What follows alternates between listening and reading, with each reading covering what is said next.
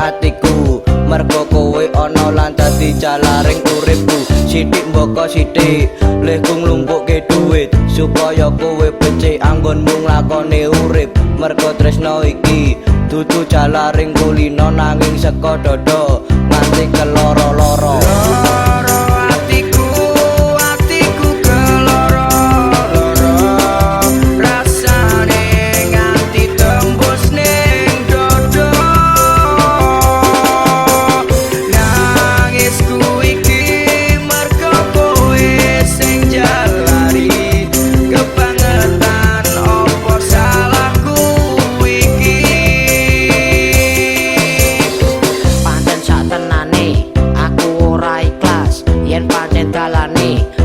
Saka Kang Mas wis lah aku pasrah ojo gawe atiku lumrah mergo kedadean iki sing gawe aku kubrah aku mung pengen kowe ngerti isine ati iki mergo tangisku iki kowe kabeh sing jalari ojo nganti rampung crita tresno iki nganti tekan mati kowe tetep ning ati.